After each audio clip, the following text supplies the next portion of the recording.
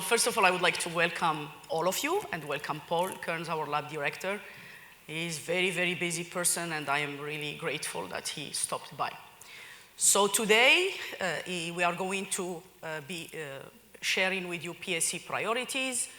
We have a set of panelists here, and they are going to share with you the variety of research topics. But first, let's take a moment to focus on safety, as we do. So the safety minutes for today is about chemical safety. So please don't hurt chemicals, or for that matter, anything in your office's paperwork, but especially for chemicals, dispose of them properly when you are done with them. Build this into your work planning and control. Accumulated chemicals increase fire and exposure hazard. Chemicals go bad over time, so you can't just put them somewhere and forget about them. Container deteriorate over time, creating a safety hazard. So please keep that in mind. I want to see you go home safely at the end of each and every day to your loved one. But more importantly to me, I want you to come back the next day. So again, today will be our priorities, science priority all hands meetings, and we always start with our core values. And I know that at the beginning, when we started this, and actually Paul started the core values, he really, truly is a role model for all of us. And it has been really great to learn from him, because I can't claim I'm very good at all of these, but I'm learning, and sometimes you have to, especially if you are in a leadership role. So I want all of you not only believe in those core values, but live them, which means keep each other, at check. When you see something, you believe it's not the right thing to be seen, please speak up and help your friends. It doesn't have to be confrontational, but just to remind people what we are about. Most of the time, people are stressed and they are focused on delivering, and they can forget, some of these: impact, safety, respect, integrity, and teamwork. And by the way, all of this will allow a vibrant, productive, diverse workplace, and this is what we would like for Argonne.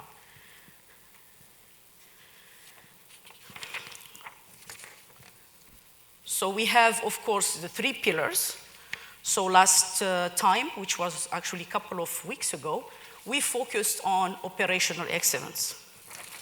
So now we are going to focus on leadership in science and technology. And I promise you, one of my major priorities for FY20 is world-class community of talent.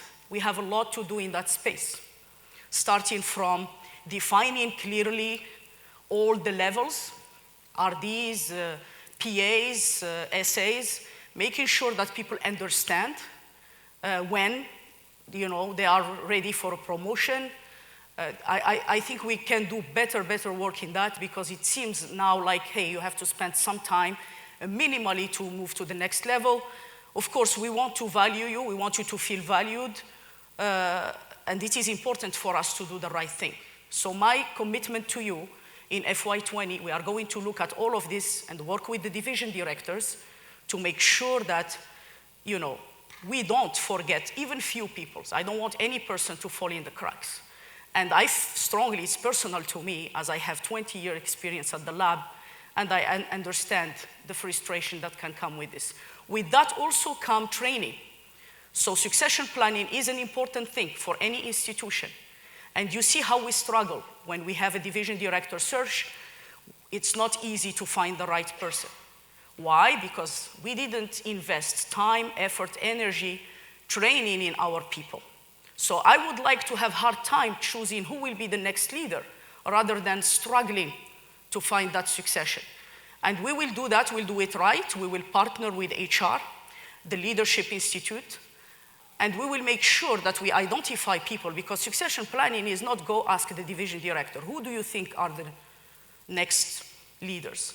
It's actually define criteria and go over everybody in the division and make sure that all the potential leaders are identified. And when I talk about leadership, it's not only management.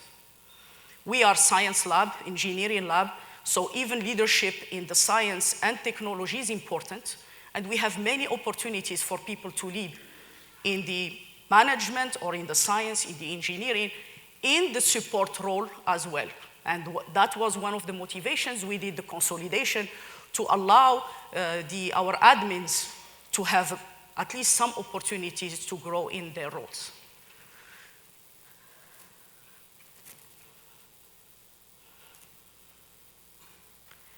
Okay, so as I keep telling you, it is really an honor to be the ALD for PSE. PSE is the science directorate at the lab. It is an honor, but it's also a responsibility, and heavy, heavy responsibility. We have the responsibility to make sure that Argonne is in the right place, have the right contribution and impact in the science and engineering, and that we, of course, benefit and use to the full extent our very expensive facilities that the DOE fund for us. So I was a PI for many, many years at the lab. And I was thinking, okay, as long as I do great science in nuclear physics, it's fine. This is not. This is a bubble. So I want every one of you to think. We are at a national lab. We are not at a university, which means we are not single PIs having their own grant and having a group of postdocs and graduate students to pursue the professor's goals. We are a national lab. We cost a lot of money to the taxpayer. So of course, it is important for each individual to pursue what they think is exciting research. However, you have always to ask yourself, where does this fit at the end of the day in the DOE mission? We are not here just for fun. So you can do great science, but if it's not at all relevant to your division strategy, the PSE strategy and the lab strategy, and more importantly, the DOE strategy, something is wrong.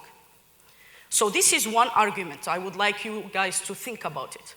The second argument, most of PSE is funded through Office of Science, except efforts from ERE that is mainly in CSE. And I think CSE is a good example of thinking the right way and reaching out. As I was telling that Cynthia is PSE ambassador.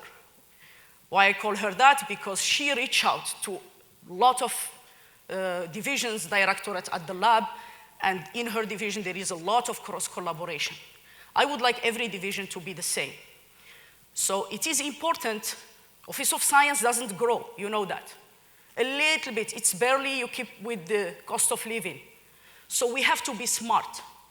How can we leverage what we do to increase our funding? And I am not a person that push for more money. Not all funding is created equal. But we have to be very strategic in going after growth that actually push the science and engineering agenda of DOE and the lab, and also help us grow a little bit. So I would urge all of you guys to think. You should think, okay, I am in HEP, okay? HEP is a small division, very strict, narrow mission for high energy physics. However, you can make the high energy program better by leveraging our computing facility, which they do very well. You can actually go after big projects like the cosmic microwave background by leveraging the technology we have in material science division and in the Center of Nanoscale Material, and that small division can become very, very impactful. So each one of you have to think, can I leverage other divisions' capabilities in the lab to really bring to your office something more than a single focused area? And they are very happy. So for example, in physics, we have an accelerator R&D group. It's a small group, but a very impactful group. It actually helps the APS upgrade, helps Fermilab for the PEEP2 projects, and Office of Nuclear Physics likes to brag about that. They don't give them much, less than $1 million. However, they say, this is our group.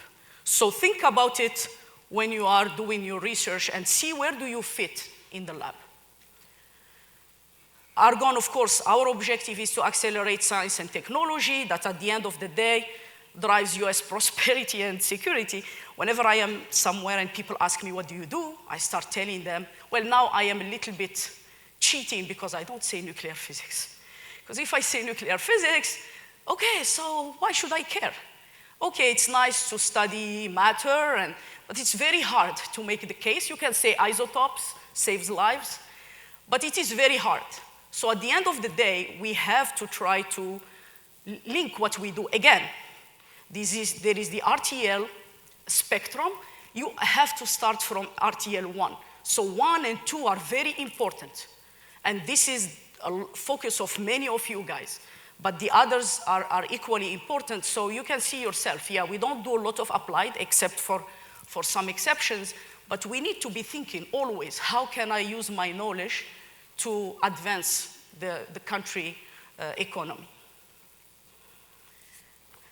So most of those slides were actually borrowed from Paul's lab plan presentation.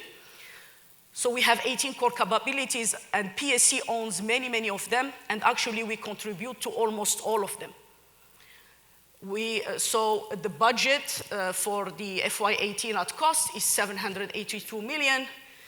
It's growing, and especially because we have upgrades for APS, and we have also the exascale project, but also in many other areas related to ERE, so this is, I'm talking about BES. Other areas of the lab, it's a very different story, and I think they grow, but Office of Science, it's very hard. It doesn't matter. At the end of the day, we have enough money to do great science and technology. So this is a really big increase. And always Paul is saying, okay, you know, we are now close to $1 billion lab. The way of thinking of $1 billion lab is very different from 500 million. So we have to go through this transition by making sure that we have the right services and support. And we have many challenges, and the lab is aware of them, and they are taking actions, for example, to improve our procurement, which has been really a hard challenge for many of us. As I said before, our facilities. So again, the important questions that divisions need to answer, let's start by physics, because I am physics, so they can't tell me you are picking on us, because I am one of them.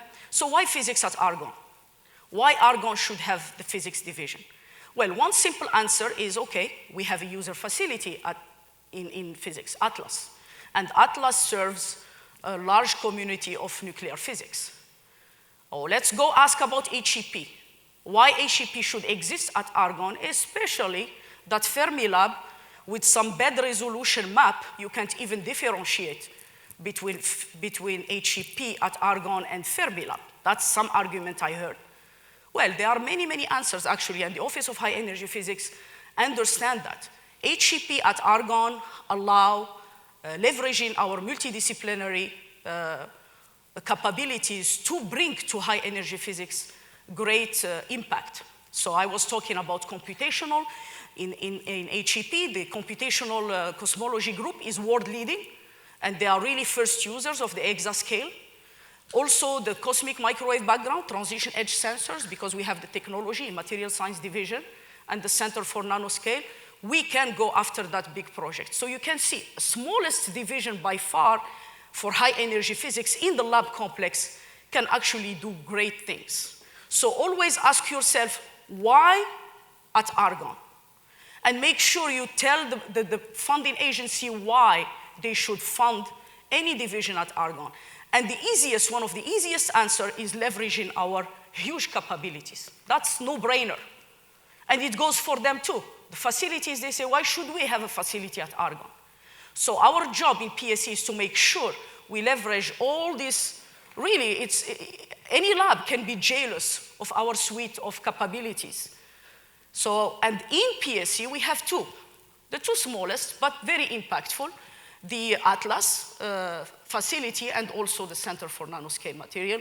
We are, of course, heavy users for at least the ALCF and also the APS. So this is really important. You can also, so let me give you an example. We are interested in developing isotopes, and you will hear one of the speakers talking about medical isotopes. We could not, PSE as PSE doesn't have radiochemists. The only way we could have that program is by partnering with EGS, which they have radiochemistry and they have capability to handle those isotopes. So you see how immediately, if we didn't think, we only thought PSE, it will limit what we can achieve. So all of you guys think and reach out to other divisions and build collaboration across divisions and cross directorates. So the lab, of course, have strategic initiatives. And the initiatives we have now, 5. And you can see that we have 2 out of the 5, which is really great. It shows our impact. We have the material and chemistry initiative and also Universe as our lab initiative. So in this, of course, our strategic initiatives are a little bit historic and we can justify any one of them.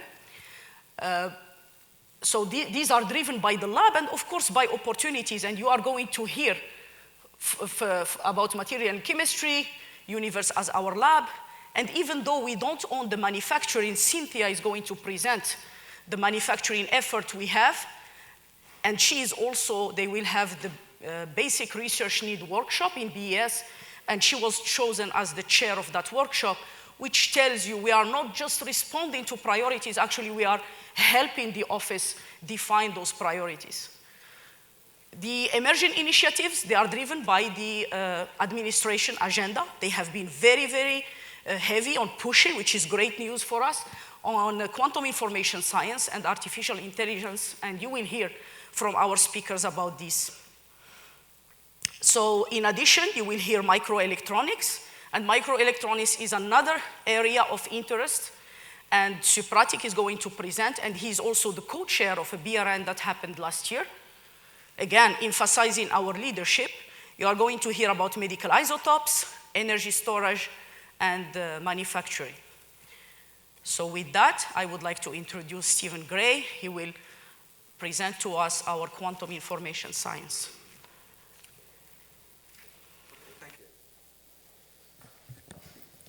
Okay, thanks very much, Qatar.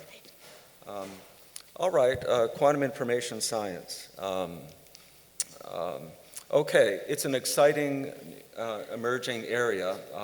Lots of fun stuff going on. Quantum, what is it? It's kind of a superposition of a number of things. Quantum sensing, quantum computing, quantum networking, and also just fundamental quantum science. Now, we believe that Argonne's broad expertise and capabilities will allow us to be world leaders in QIS. And of course, it's important to note that historically speaking, one of the fathers of quantum information science, Paul Benioff, was a physicist here at Argonne. And well, he's emeritus.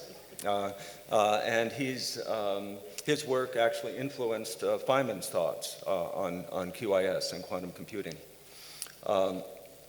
Okay, so significant QIS research and funding inroads are being made now here at Argonne.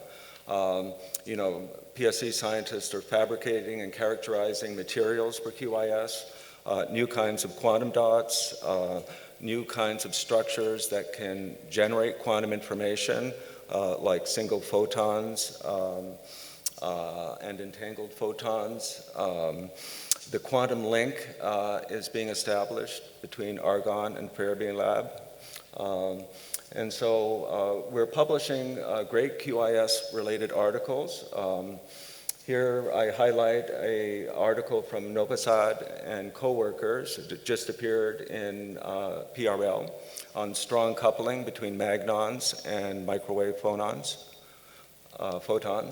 And we're leading or a part of numerous QIS grants, and including planning for a major national quantum initiative, okay, in collaboration with the University of Chicago and other institutes.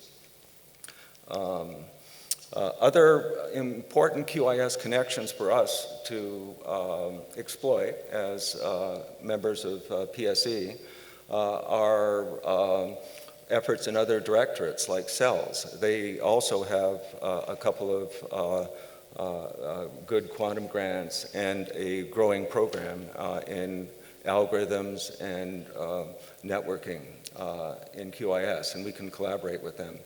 The Chicago Quantum Exchange, you can become a member of and interact with scientists from the University of Chicago and numerous other institutes, including Fermilab. And finally, as a kind of advertisement, you can join the PSE's Quantum Information Science Working Group that Salman Habib and I are coordinating. And if you're interested in finding out the latest in QIS at Argonne and becoming part of our community, you can join our weekly Monday meetings, and you can contact Becky Rank to find out how to become an official member. With that, I guess I can pass the reins over to Subramanian Sankaranarayan, and I can spell his name too, and he's going to be talking about AI.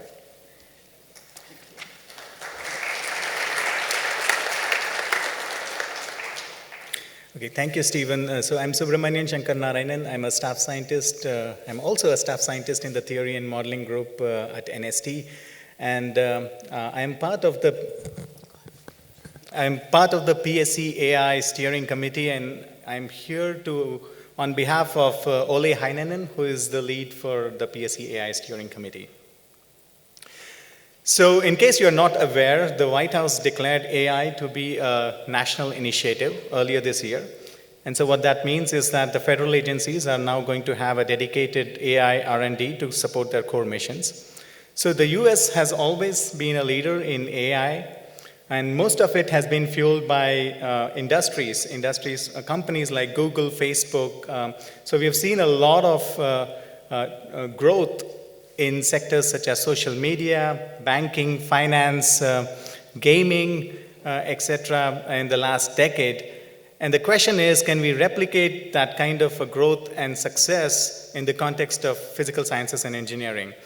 How can we use AI to accelerate scientific discoveries? And can we have an established path for AI-assisted transformative science? And so those are the questions which the PSE AI committee is trying to answer. So we aim to establish a global leadership for Argonne in AI for science, and we are uniquely positioned to actually do this for at least two reasons. So first and foremost, we can have all the AI tools and infrastructure, but if we don't know what problem we are trying to solve, we are not going anywhere. So in that respect, Argonne is home to world-class staff scientists who have domain expertise in materials, chemistry, nanoscience, and physics. And that is critical for AI for science leadership.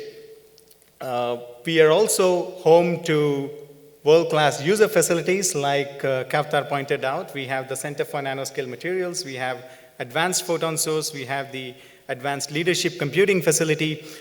All of these facilities are actually generating very high-quality, high-fidelity data which is actually usually the first step in the AI application lifecycle.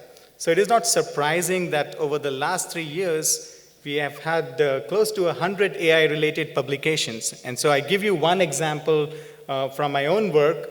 So we came up with a model for water, which is one of the most difficult systems that people have been actually trying to solve from a molecular modeling perspective for the last several decades.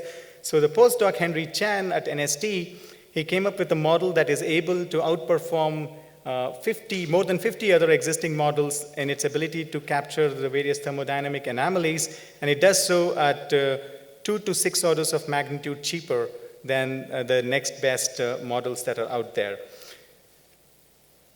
So this is just one of the examples, and so if you're interested in the other AI-related publications, you can look at Panda. PSE staff scientists are also playing a leading role in numerous AI, machine learning related grants that are, so one of the things which I should point out in this respect is that there is a general perception that AI is for computational science, and experimentalists somehow seem to be disconnected with the whole AI for science concept. If you have that view, then I think you should think again, because two of the major grants that we have had recently on DOE that have been awarded by DOE for data science are being led by experimentalists. So we have Lynn Soderholm at CSE leading one of those, and Ray Osborne at MSD leading the other. So we have a plan as part of the PSE steering committee to have a successful AI application in science.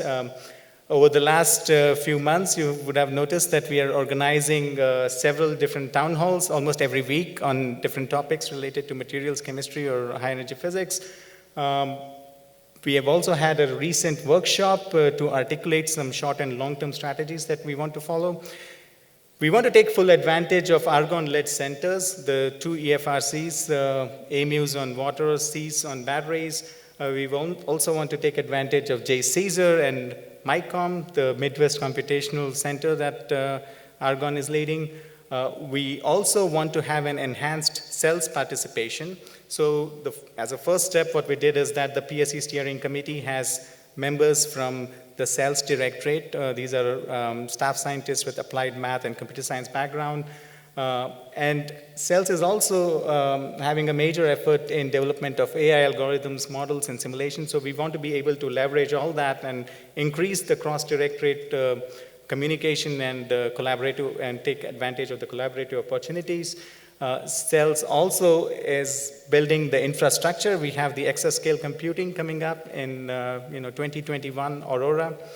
And there are also new AI-specific hardware that are coming up, for example, Cerebras. So all these basically mean that we are on the right track. And if you're interested in working with us, if you have suggestions on improvement, or if you have scientific problems that AI can tackle, or if you have algorithms that can be applied to scientific problems, please feel free to reach out to us. You can send an email to Ole Heininen, who is the lead for this effort, or Becky Rank, and their emails are over there. So thank you for your attention. And our next speaker needs no introduction. It's Supratik Guha, is the NST Division Director. Is going to talk about microelectronics.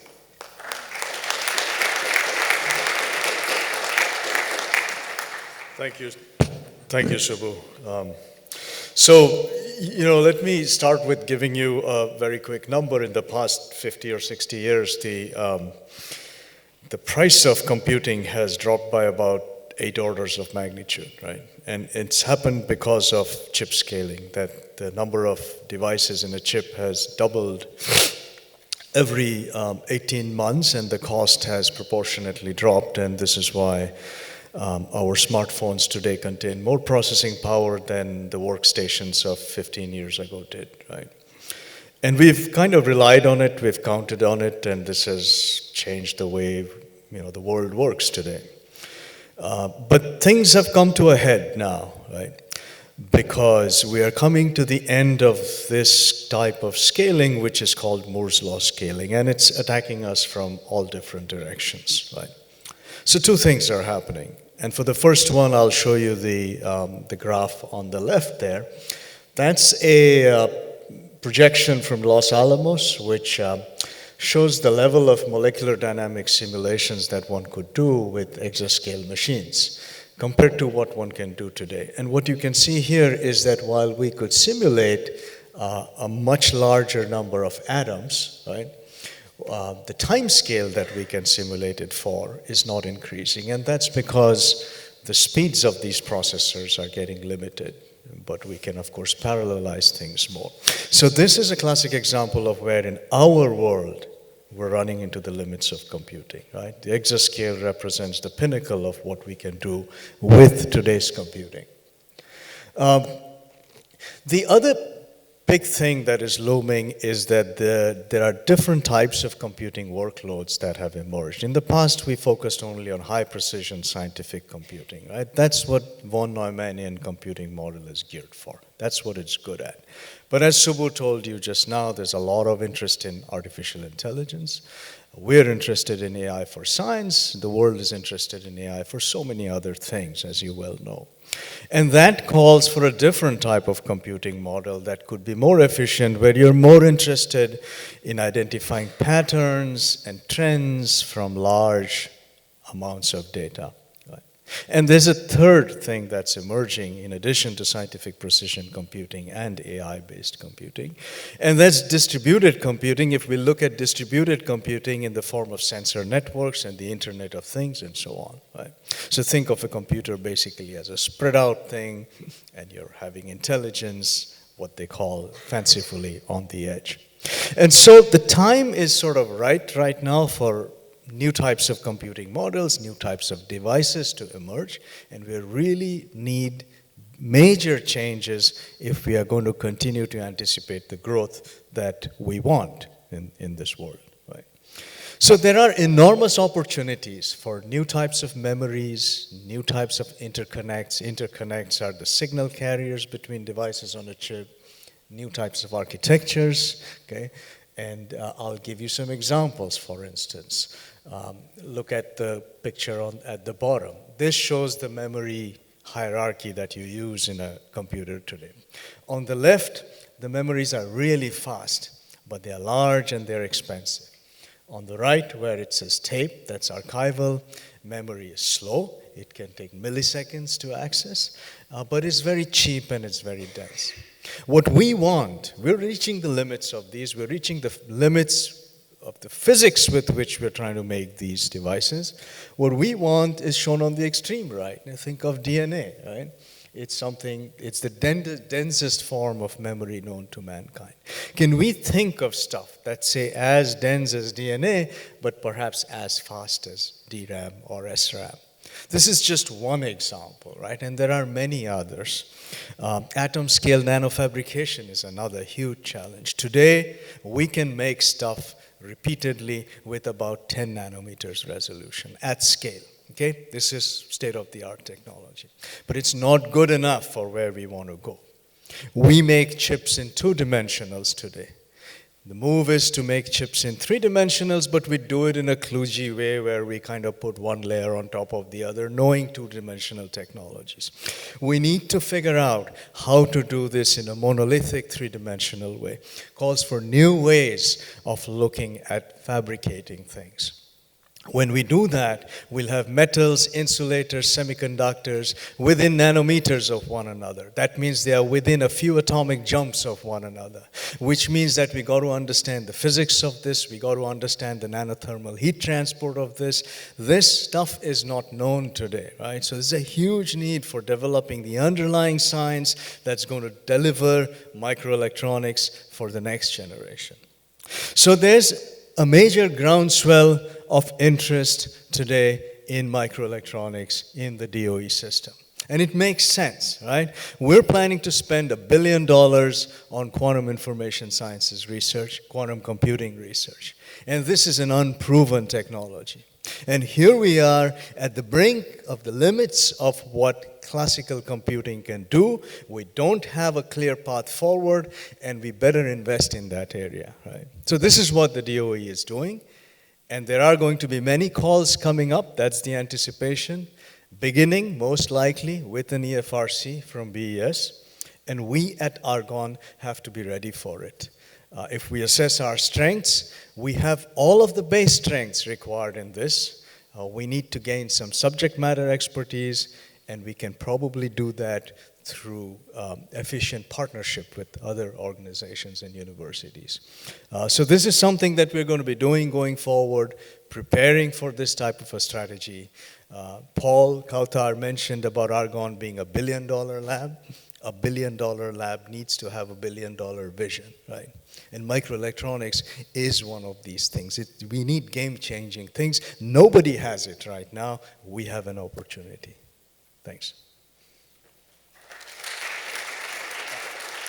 And let me introduce the next speaker. That's Matthew Gott, and he's going to talk about medical isotopes.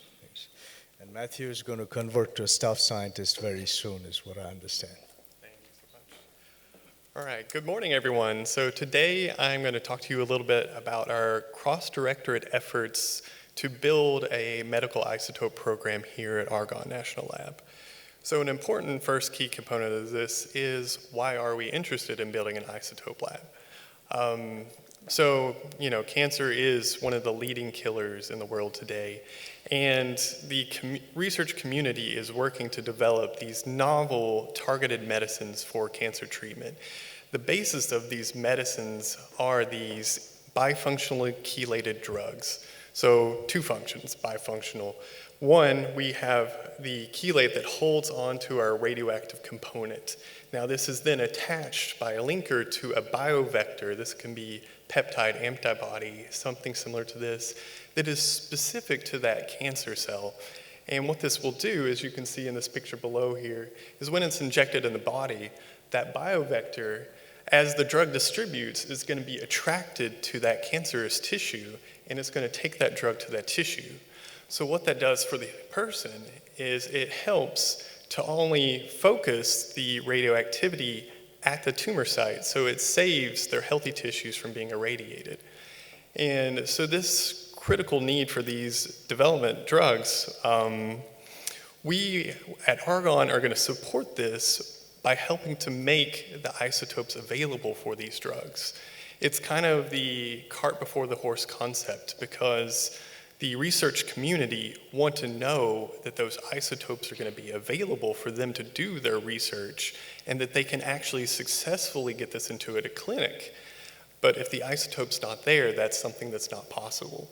So DOE's mission and Argonne's mission is to help make these new necessary isotopes available, and we do this by not only producing, but also we do research and development to show that there are these new isotopes that can be used for this purpose to help improve this community and indeed help improve the quality of life for the whole country.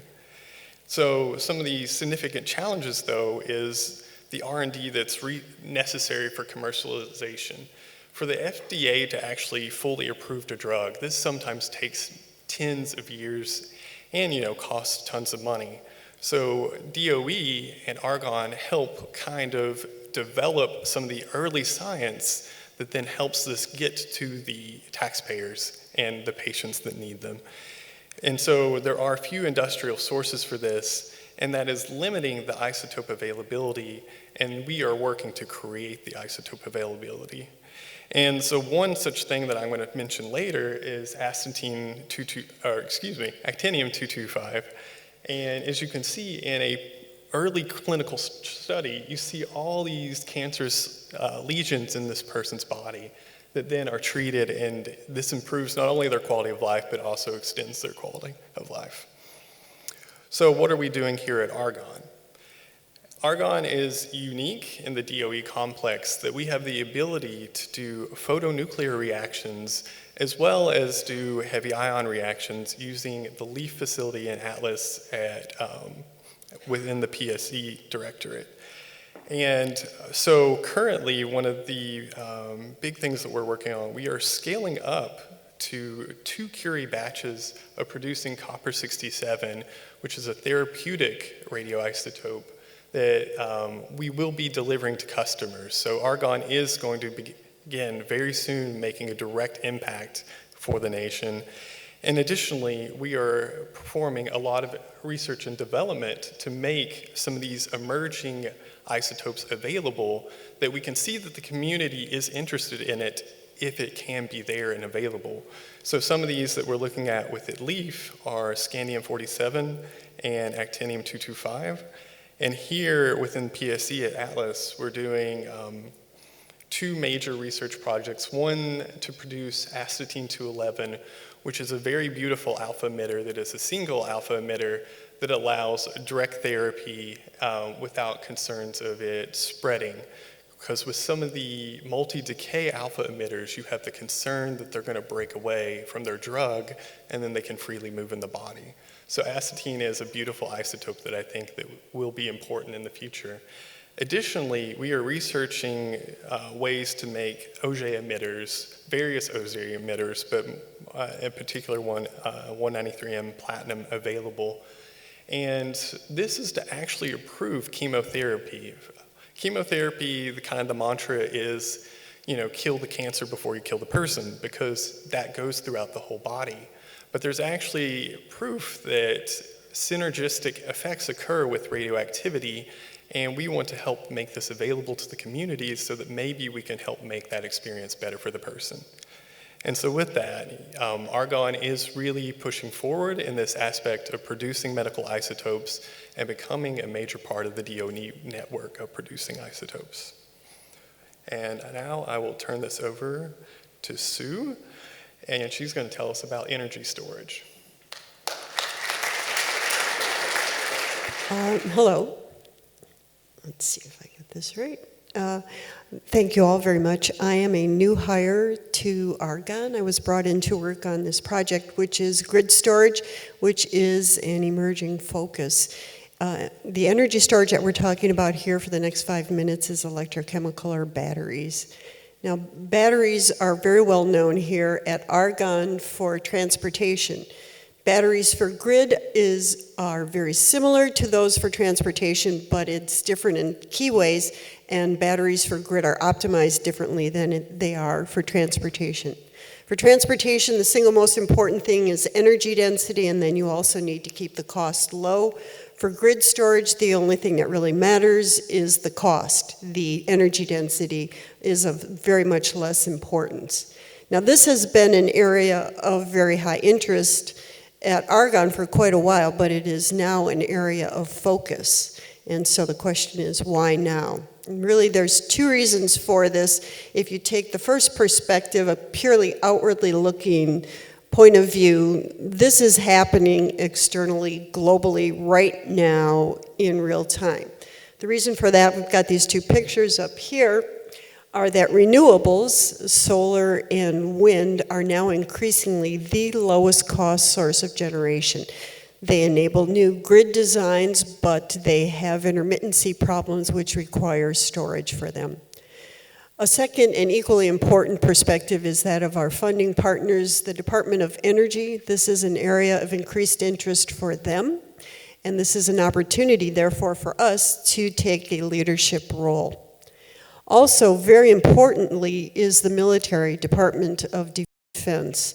In a joint forces approach, the Department of Defense is rebuilding their bases broadly, and when they do that, they are working and focusing very much on resilience, which is an energy storage attribute. Now, in order to do this right, you need, and to have an insight for this design, you need to be very good at the two halves, both energy storage and the grid, and here at Argonne we are very good at both of those, and as well those two need to talk to each other regularly, which we do. I love this diagram here. This shows something quite remarkable at Argonne, which is that we have the entire innovation cycle for energy storage right here in this one place. If you start at the very beginning, you've got materials design and discovery. You take it through scale up, making of cells, testing of cells, tear down analysis to see the failure mechanism, and then system design. This is quite remarkable. We are the only national lab that has a capability like this, and for each one of those aspects, we are very deep technically in our human expertise, and we also have world-class facilities. This is the reason why Argonne is the leader in energy storage for the national labs, and this is the same reason why we have the possibility and we really have the intention to be a leader when it comes to grid storage. So this is the value proposition, why Argonne. Now, it's been 6 months since I've come here. We do have a strategy put together, but rather than go through that, I'm going to go instead through two of our projects to show you what we're talking about here. This first case in point is lithium-ion system development. Now again, referring back to transportation, transportation cells are quite mature. The systems are very well under control. When you scale up to make a system for grid storage, the orders of magnitude are anywhere from 2 to 3 orders of magnitude larger. This gets very complex. That's what this story is about. Right now today, we have a military project to design an energy storage system to improve the resiliency on a base which has a solar array. Now the challenge in doing this is that we have to balance the economics for everyday storage with the possibility and to be able to guarantee that we will have robust backup power over the 10 to 20-year lifetime of the system, which is quite challenging. Now at the energy storage side of it, the complexity here is that the system design and the cycling protocols that we put together dictate how durable that system will be over this very long time period of 10 to 20 years. In order to do that, you have to very much understand the fundamentals of the degradation kinetics of these cells so that you can circumvent that and keep them under control. On the system side, the complexity there is that these are very physically large, they're multidimensional, they are dynamic. We do not always know what they are going to do, and we need to try to mesh this complexity with the complexity of what the cells are going to do, and we have to do it in many multiple scenarios. So that is the project, and so far we've had a very interesting outcome, which is on this upper right-hand side here, which shows that by our analysis, the original resiliency estimations that were provided were way off. They were significantly less, and we have been able to provide to the military a better plan to secure that resiliency over that time frame. The second example, and my last slide here, is, of course, new materials. In this case, we're talking about designing organic energy storage molecules for flow cells for long-duration storage. Now, again, lithium-ion is a very great candidate for grid storage, but when it comes to long duration, it is not the most economical approach. And for long duration here, I mean anywhere from 4 to 6 hours. As you get, which is becoming increasingly important because renewables keep coming down and we can afford that. Now, as you get to these longer durations, the best approach is to separate the power generating element, that's this design here in the middle, the power generating element, which are the electrodes, from the energy storage component, which are those 2 tanks. For flow cells, the energy storage molecules are dissolved in solution and they're stored in those tanks. The solution gets pumped by the electrodes. The larger the tank, the longer the energy storage time that you can accommodate. Okay. Now, in the project that we've got, well, actually, vanadium, let me mention this, vanadium flow cells have been practiced for quite a long period of time. But as lithium prices come down, the world needs lower cost alternatives to vanadium, and that's where argon really shines. That's what this project is about. In an LDRD program with Lu Zhang as the PI, they are combining the design of new molecules, which are organic, based primarily on their redox properties, and then they're understanding how these new molecules behave when we put them in concentrated electrolytes in those tanks right there. What we've seen so far is very interesting. These new molecules and concentrated electrolytes have very interesting and aggregating behaviors which impact their power and their energy density. Thank you.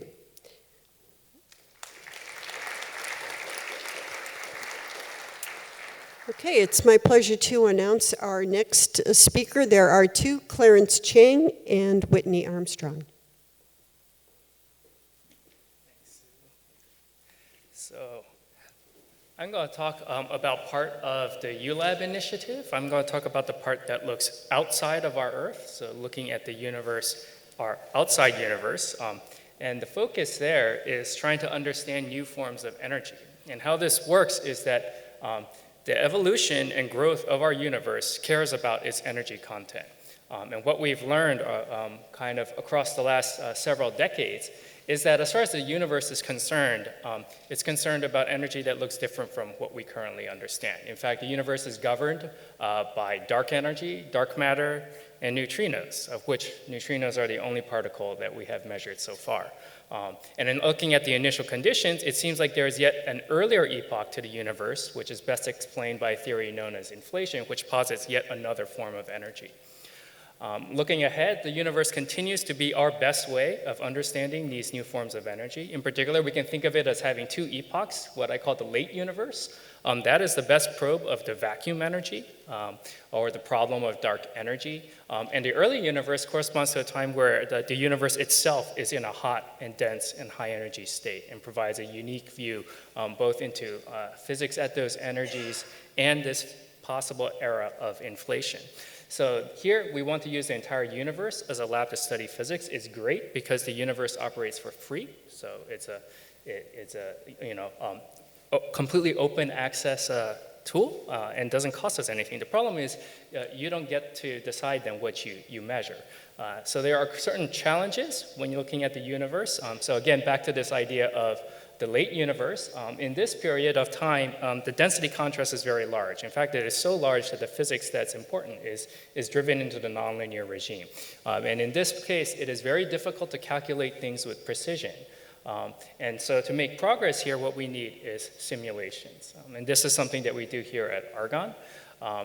The other period, the early universe, is challenging for exactly the opposite reason. So this picture is kind of weird in that it makes the early universe seem like this very active period. And it is, but it's actually extremely homogeneous. So it wouldn't have all this contrast here. It'll be extremely, extrememely uniform. And what that means is the features are very, very faint.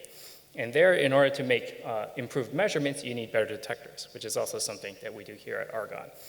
And how we do it is we do it by adopting this multidisciplinary approach. So we take care of these unparalleled facilities. So we have the Center for Nanoscale Materials, which is where we make the new detectors. We also have supercomputing. And then we build these innovative collaborations to connect those facilities to discovery science. So here we have collaborations across many divisions: high energy physics, material sciences, math and computing science, and nanoscience and technology. And what we do there is we use those unparalleled facilities to achieve, in the language of the PSE, these pivotal discoveries, and in particular, projects. Right, so these are projects at the top level priority for the nation. So we have LSST, which is a dark energy project influenced by our simulations. We have CMBS-4, which is a next generation cosmic microwave background experiment, just got CD0 a few months ago. We also have projects for NASA. So SphereX is a recently approved project for NASA. And just highlighting how, I guess this needs to move forward, when we kind of transcend the boundaries of our individual disciplines, we can advance the national mission for science. And with that, I want to introduce Whitney Armstrong.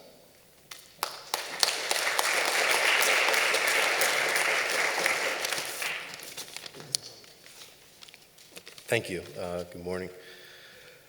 For the next 2 minutes, I'm going to talk about the electron-ion collider, which is nuclear physics' next large facility. It'll be the world's first polarized electron, polarized ion collider, and it has the strong support of both the U.S. Nuclear physics community, but also the international nuclear physics community. And one of the core goals of this is to understand roughly 98% of the mass in the visible universe, just that slice that Clarence just showed. And really what underlies the heart of this visible matter is the theory of QCD in the strong force. And we want to understand how do massless gluons and nearly massless quarks bind together to form atomic nuclei.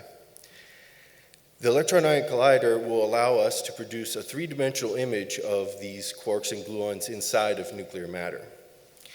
And what you see here are two proposals for the electron-ion collider site itself. The top one being ERIC, which is at Brookhaven National Lab, and the bottom one being the Figure 8 design that is proposed at the Thomas Jefferson National Lab. The accelerator shown below is in a figure 8 because one of the critical aspects of this project will be the polarized aspect, and the figure 8 helps the ion retain its polarization as it goes around the figure 8 many times. It processes forward and then backwards. And so really the nuclear physics community is strongly endorsing its construction, and I should say that the EIC is moving forward, and we expect CD0 very soon. The NAS review conducted about a year ago really is trying to address 3 profound questions, and they are: how does the mass of the nucleon arise? How does the spin of the nucleon arise? And what are the emergent properties of this dense system of gluons? At Argonne, we have the opportunity to leverage, as everybody has pointed out, our extensive billion-dollar lab to position ourselves as leaders in this, what will be a billion-dollar accelerator facility. Through the interdivisional effort and collaboration, we can really position ourselves as leaders. There's significant investment already in computing, in the facilities that we have access to here, and more importantly, the people. And it's a great opportunity for us to grow the core science of motivating the construction of the electron-ion collider. And the next nuclear physics initiative that I want to mention is the ton-scale neutrinoless double beta decay experiment. It was strongly endorsed in the NSAC long-range plan that a timely development and deployment of a US-led neutrinoless double beta decay experiment occur. Currently, there's many competing technologies, and the overall goal of the neutrinoless double beta decay is to really identify whether or not neutrinos in this double beta decay process shown here are their own antiparticle. And also really try to understand what's driving the apparent matter-antimatter asymmetry in the universe. The competing technologies, though, will be ultimately reduced in the next couple years with a down select coming from DOENP. And what is needed is a cost-effective concept to really deliver what is already the well-established science of the neutrinoless double beta decay, but something that could be grown to the ton scale. And so, again, the lab has a great opportunity to leverage its many resources across multiple divisions to come up with a concept with which it can be competitive and go after this very important science at the Office of Nuclear Physics.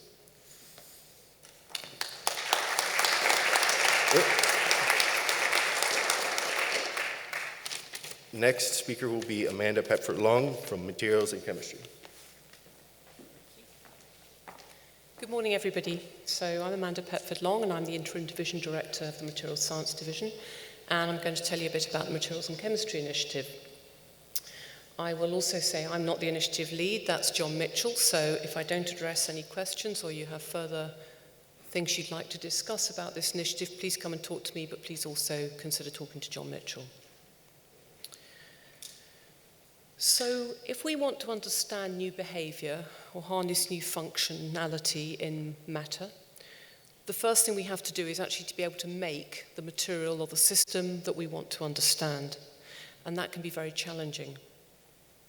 So we believe that there are undiscovered rules of assembly that allow prediction and deterministic synthesis of functional systems and functional matter. And the Materials and Chemistry Initiative aims to discover those rules. And basically those lie at the interface of materials science and chemistry, hence the Materials and Chemistry Initiative. The reason, of course, for doing this at Argonne is that we have the capabilities and the talent to make this happen. So the overarching theme of the initiative is to understand the synthesis of hierarchical materials and hierarchical chemical systems. And those are ones in which there's function that happens at lots of different length scales. And if you want to look at that function at lots of different length scales, what you have to be able to do is to assemble the building blocks at all of those different length scales. And you need to understand how to do it and exactly where you're going to put first your atoms and then your clusters and then your subsystems and then your systems. So the examples shown up here on the slide, these are platinum nanoframes designed in the Stamenkovich group in MSD. And these blobs that you see there are actually the individual atoms, so these are very, very small. And the point about these is that they're catalysts and they have very large surface area, because rather than having a sort of solid little ball of catalyst, you just have these nano frames, and those allow for very high reactivity for oxygen reduction in this case. So you can generate these really cool materials, but of course one of those catalyst particles on its own isn't going to do very much. And so the Stamenkovich group then collaborated with people over at the MRF to scale up and produce enough of this material to actually be able to measure its catalytic activity. So the second thing we want to do if we're going to understand synthesis is to be able to watch that synthesis and watch behavior in action. And so at Argonne, of course, we have the opportunity to take advantage of the revolutionary new hard X-ray capabilities of the Advanced Photon Source. And from these in situ type experiments, we can learn how to unlock and harness these rules of hierarchical assembly and the interactions that underpin them. And just to give some examples, we're already using in situ probes at the APS, for example, to explore the behavior of batteries, to study the dynamics of ion motion in liquids and solids, which is an LDRD project under the Materials and Chemistry Initiative, and as shown in the right-hand image up here, to explore the growth process of gallium nitride by using coherent X-ray diffraction measurements being carried out by Brian Stevenson. More coherent X-ray experiments are planned after the APS upgrade comes back online. And just to give two examples, one is the CHEX suite of beamlines that will focus on understanding surface growth, because if you're growing films, how you put the atoms on the surface determines how your growth occurs. And secondly, the polar beamline, which will explore the behavior of materials in extreme conditions, because of course not everything that we're looking at is in a nice benign condition. We might be looking at things in the early parts of the universe, as has just been explained to you, or catalysts that operate at very high temperatures and possibly in harsh conditions. So another approach that we can adopt here at Argonne is using quantum probes. These are a new tool that we can use to understand behavior. And so the Materials and Chemistry Initiative is funding an LDRD project for Gary Wiederecht and his team in NST to build a quantum ghost imaging microscope platform, and that's what's shown in the image up here on the left. So this is a really cool instrument that uses entangled photons to probe damage-sensitive materials such as, or matter such as biological membranes, or to prepare quantum defects in well-defined states, and then to be able to probe their behavior once you have this very well-defined state. And as you've already heard from some of the speakers, the computational capabilities here at Argonne are absolutely amazing. And there's a big push to use artificial intelligence to basically make our experiments and simulations smarter. So we want to call on Argonne, Argonne's facilities here, to really use artificial intelligence and all that that can bring to bear to help uncover these patterns and rules that govern synthesis. And this is a huge step forward, because traditionally what we do is bash away at a single system or a single reaction for a very long time in order to be able to understand its physics and chemistry. So of course AI can help us speed that up. So just some examples. Machine learning is helping us to be able to rapidly calculate the electronic structure of complex molecules by focusing in on the essential bare bones of the problem, stripping away everything except what's really essential to the problem, and that's work that Juan de Pablo is carrying out. Secondly, as already been mentioned, data science has been harnessed to explore chemical separations by Len Soderholm and to extract hidden electronic order in solids by Ray Osborne, and those are two new projects that have been funded by DOE recently. So the set of images up here show a molecular dynamics simulation of crystallization of ice from water. If you've ever wondered what goes on in your little ice trays in your freezer, this is what's happening. It's very cool. And this is work by Subramanian Sankara Narayanan in NST. And the simulation was accelerated by generating potentials using machine-learned genetic algorithms. So this is faster, but it's also more accurate. So the force fields accurately reproduce many more of the critical parameters of ice than any other of the peer calculations that are out there currently. And so when we think about the Materials and Chemistry Initiative, artificial intelligence is really helping us to look at a very bright future, to understand how crystals grow, how we can steer complex reactions towards an end product that we want, rather than mixing things in a bucket and hoping for the best that what we get out is actually what we want to have. As already been mentioned, Argonne is fortunate enough to have the first exascale computer, Argonne 21, coming on board, which is specifically designed for artificial intelligence. And I'm pretty sure that the people involved in the Materials and Chemistry Initiative will be beating a path to the front of the line for that system when it comes on board. So thank you very much.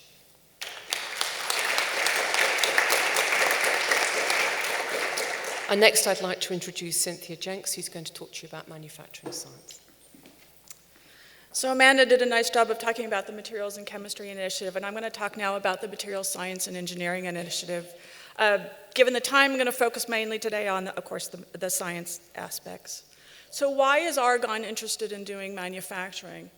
So if you look at today, 25% of our nation's energy is going towards manufacturing. This is a Department of Energy laboratory. We care about energy. What can we do as scientists and engineers to help reduce the amount of energy associated with manufacturing? 12% of the nation's GDP is associated with manufacturing, and 9% of the current employment associated with manufacturing. That 12% of the GDP has remained stable for decades. That 9% of that manufacturing numbers in terms of employment have been going down, and from the 1990s until 2016, so manufacturing jobs have actually dropped by over 25%. If you think about the number of innovations that have gone on and within PSE, the number of inventions we've had here, the opportunities to move those out into market, to move those out into the manufacturing sector are tremendous. So how can science aid manufacturing? So Matt did a very nice job of talking about isotopes. And what are we doing? We are manufacturing isotopes, leveraging the science that we've been doing here at the laboratory. So that is one form of manufacturing. I've put up here then some of the roadblocks in other areas for manufacturing, and some of the science solutions that we can offer towards that. And so the first one in the area of poor device performance.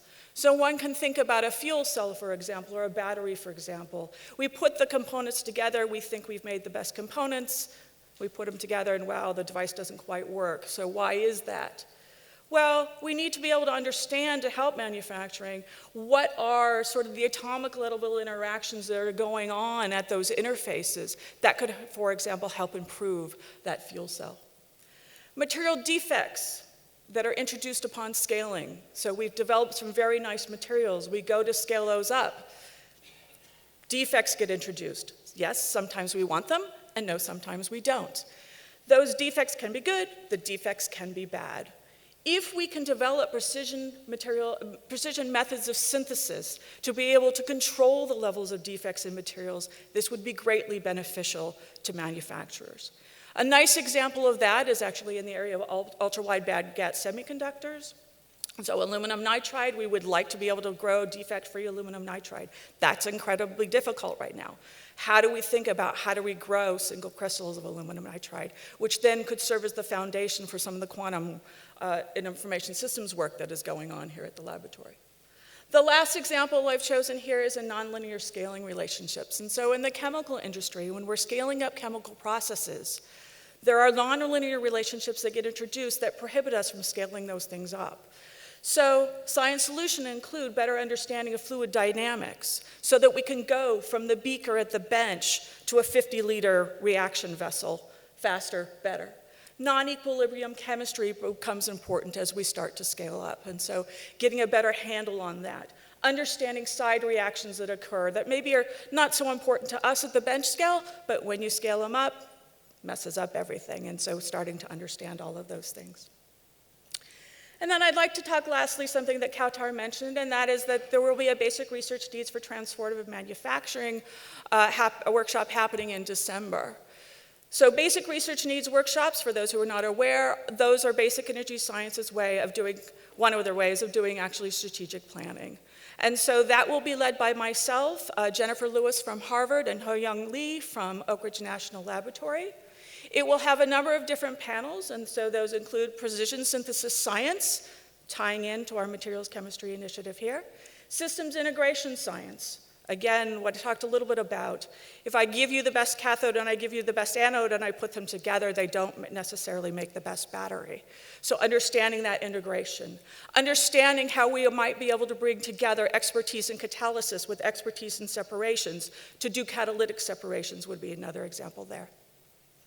A next one within this area then is processing and scale up. And so again, how do we help bridge the gap, the so-called valley of death, going from the discoveries of the bench scale up to scaling up, be it a chemical process or materials development.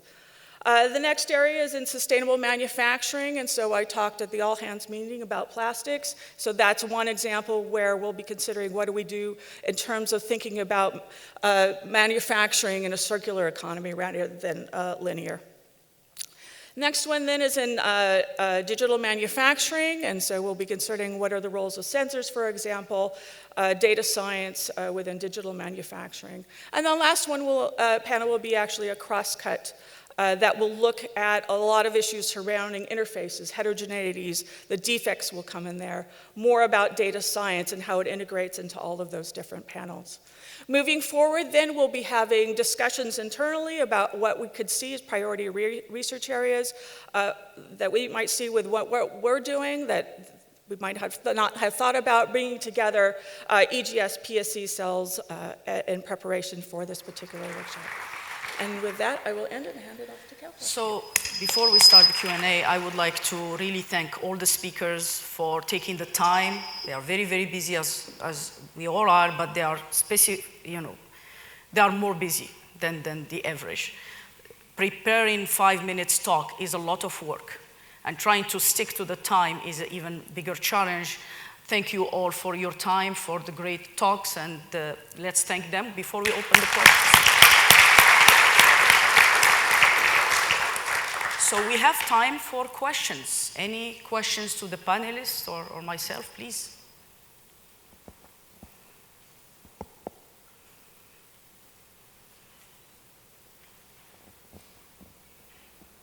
Wow. So you guys got from the dark energy, dark matter to manufacturing, it's all clear? Well, anyway, so this is really to give you a flavor what we have been very busy working on this year. And you know the people, please reach out to them for any question, or if you have ideas, or if you want to participate in any effort, please do. And we will put this on the web so that people can know who to contact. So with that, we honored our commitment to do our priority meeting on September 12th. I think the idea from the lab, putting those dates, is for us before the end of the fiscal year. The next one is SNTPO, which you can see it touches many of area and support us in commercialization and also developing the strategy. So, I would encourage you to attend it if you have time. I would like to advertise for Argonne Lunchtime Social. It's on September 25th, and it is I think they did it last year, and where you can just figure out who is giving you hot dogs, or because Paul is there wearing the kitchen hat. I think it's subsidized. For $5 you can get a good lunch. So please, if you go to the cafeteria anyway, stop by. Again, so this is just to remind you, as I told you, I promise I'm coming back to tell you the PSE strategy, how we take care of our people, their development, and the support we are going to provide. Our core values, but you know, it's awkward to talk just about impact, respect. That's why I like to share with you the videos. So you are going to see a short video. Those videos, they push me to think a few minutes. So I hope after that, when you drive back or walk back to your office, you take a few moments to think about what this means to all of us.